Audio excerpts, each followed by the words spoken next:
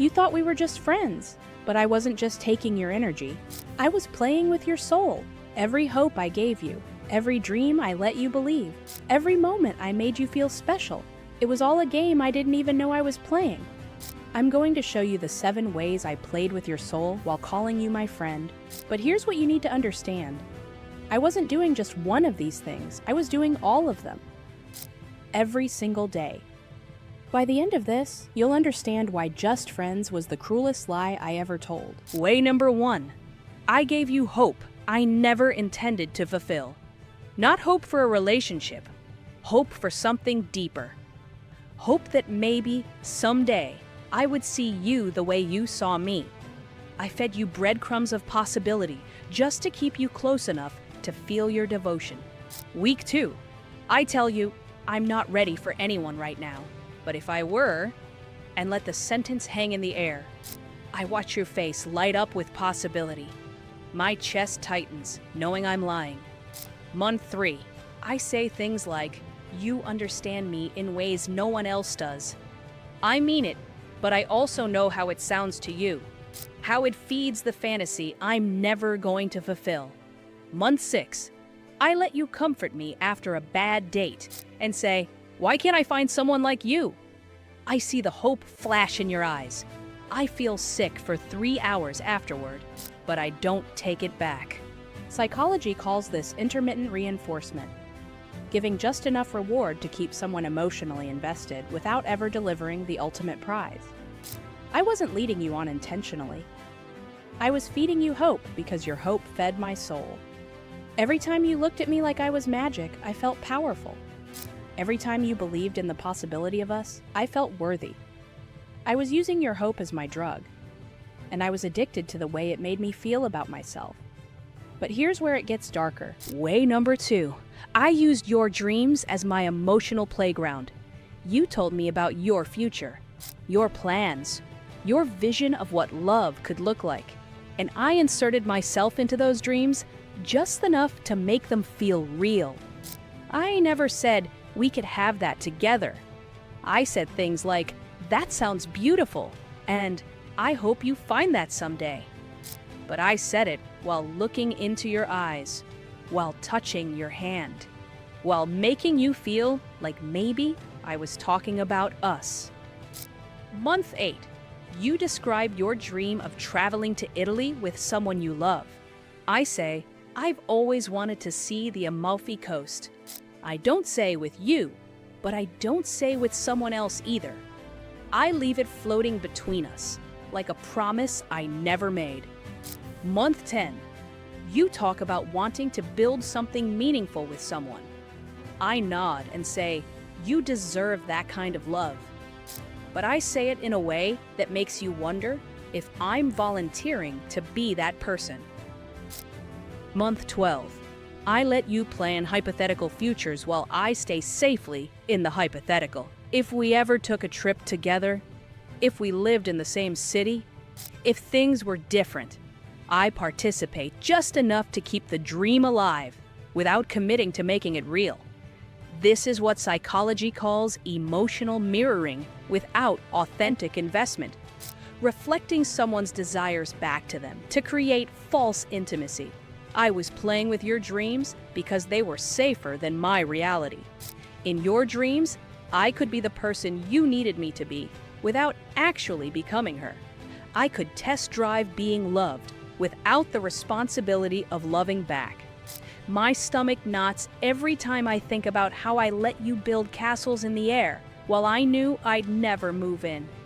If you're watching this because someone has played with your soul while calling you a friend, hit that subscribe button, because what I reveal next will show you exactly how we justify this behavior to ourselves.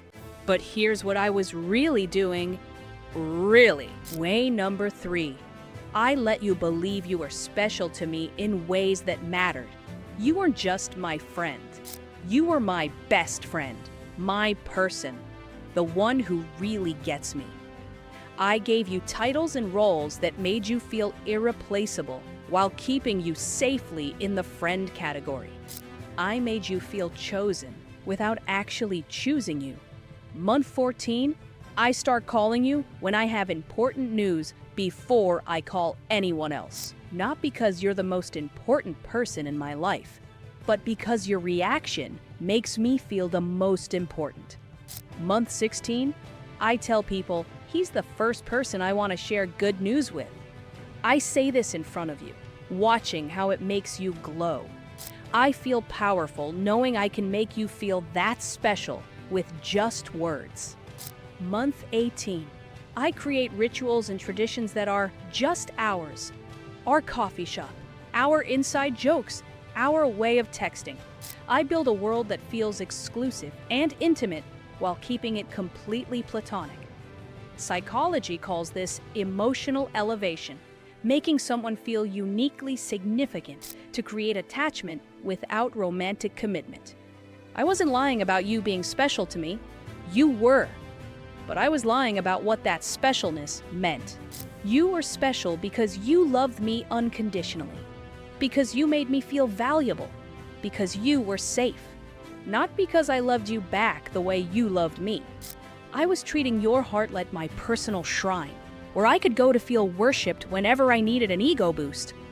I throw up twice during this period from the guilt of knowing what I'm doing to you. But here's where I cross the line. Way number 4. I fed your fantasies while living my real life somewhere else. I participated in your romantic imagination about us just enough to keep it alive, while I was emotionally and physically involved with people you knew nothing about. I let you wonder about my dating life while carefully controlling what you knew. Year 2. You ask about my date from the weekend. I say, it was fine, but he wasn't like you. I let you interpret that however your heart needs to while I plan my second date with him. Year 2, month 2. I complain about being single while I'm secretly seeing someone I could actually love. I let you comfort me about my loneliness while I'm texting them under the table. Year 2, month 4. I tell you, I don't know why I can't connect with anyone while I'm falling for someone who makes me feel everything you wish I felt for you. My hands shake as I lie to your face. This is what psychology calls compartmentalized authenticity. Being real in one relationship while being false in another to protect both. I wasn't just hiding my real life from you. I was using our fake intimacy to process my real emotions. When I was confused about someone I actually wanted, I'd talk to you about someone I'm not sure about. When I was falling in love with someone else, I'd get extra close to you to test how love was supposed to feel. I was using your friendship as a laboratory for my real relationships. You were my emotional guinea pig, and I justified it by telling myself you enjoyed being needed. Write me in the comments if you've ever been someone's emotional laboratory while they lived their real life elsewhere. Watch my video, She Said You're Her Best Friend but Lived a Double Life, to understand the psychology behind this behavior. Because what I'm about to reveal shows how deep this manipulation goes. And here's where it gets truly cruel. Way number 5. I played with your faith in what we had together. I created a connection that felt sacred to you, while treating it as convenient for me. I let you believe our bond was unbreakable, while I was always prepared to break it. I made you feel like you knew me better than anyone, while hiding the most important parts of myself.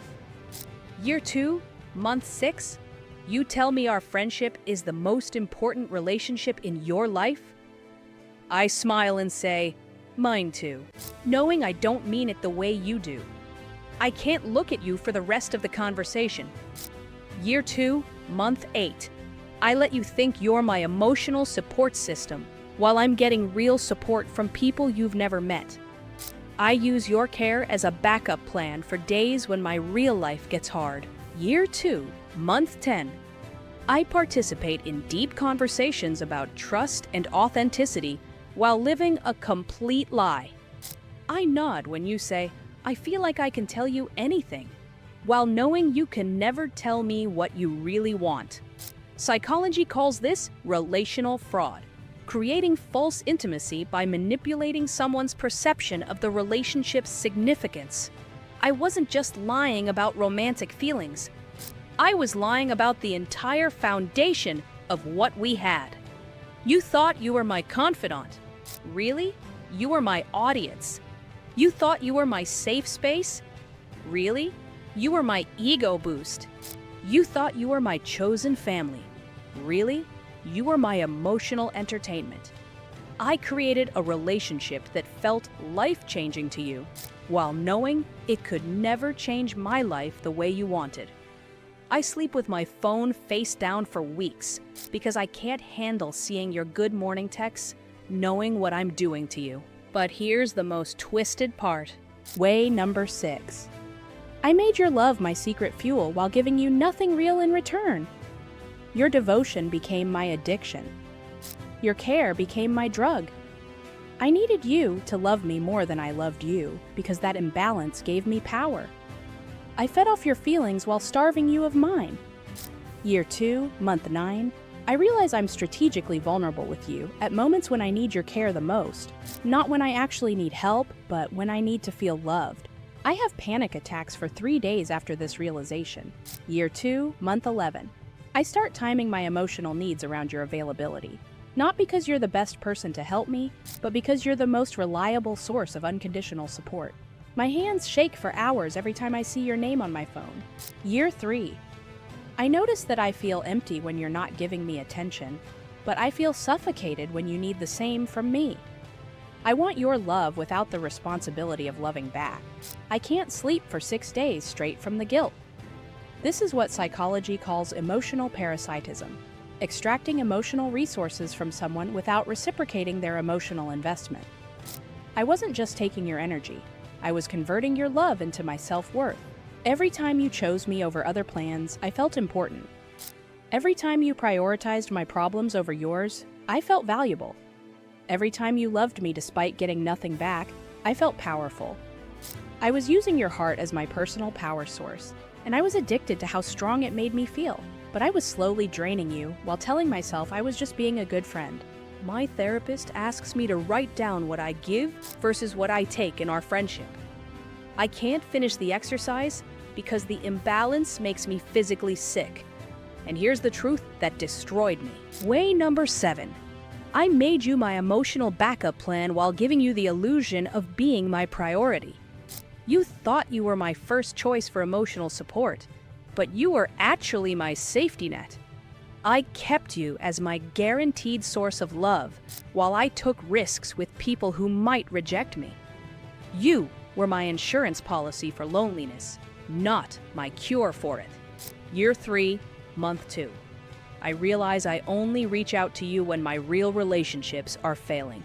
You're not my first call when I'm happy. You're my last resort when I'm desperate for validation. Year 3, month 4. I notice I treat you like my emotional emergency contact. When someone I actually want doesn't respond to my texts, I text you knowing you always will. You've become my backup plan for feeling important. Year 3, month 6. I understand that I keep you close, not because I can't live without you, but because I'm terrified to try. You're my safety blanket in a world where I'm afraid to be truly vulnerable with anyone. Psychology calls this emotional hedging, maintaining a secure attachment to minimize risk while pursuing less secure but more desired connections. I wasn't just using your love as fuel. I was using your reliability as my emotional insurance. When the people I actually wanted were unavailable, I knew you'd be there. When the relationships I cared about were uncertain, I knew ours was guaranteed. When I needed to feel lovable but couldn't risk real rejection, I came to you. You were my emotional savings account that I withdrew from whenever my real life felt too expensive. I realize I've built our entire friendship on the foundation of your consistency, not my genuine care for you. The weight of understanding this makes me unable to function for an entire week. And here's what I wish I could take back. Now you understand what just friends really meant. I wasn't just protecting myself from a relationship I didn't want. I was protecting myself from acknowledging the cruelty of what I was doing. Because if I admitted I was playing with your soul, I'd have to stop. And I wasn't ready to stop. You were too valuable as my emotional supply. Too reliable as my ego boost, too safe as my testing ground. Here's what I wish I could have said. I'm not just not ready for a relationship with you. I'm using your love for me to survive, and I know that's not fair. Some women don't just say just friends to avoid romance. We say it to avoid responsibility for the emotional damage we're causing. Do I regret playing with your soul? Every single day. Do I understand why I did it? Finally, yes. Do I think you should forgive me? That's not my decision to make. If someone is currently playing with your soul while calling you a friend, maybe they're not just confused about their feelings. Maybe they're addicted to yours. And maybe the question isn't whether you should forgive them. Maybe the question is whether you're ready to stop being someone else's drug. Some souls are meant to be cherished, not played with. But how do you know the difference between someone who needs you and someone who's using you? That's a mystery I'm still trying to solve. If you want to understand more about why women like me keep you close but never choose you, watch my video. She says just friends, but still needs your energy. That video will show you the difference between needing your energy and playing with your soul.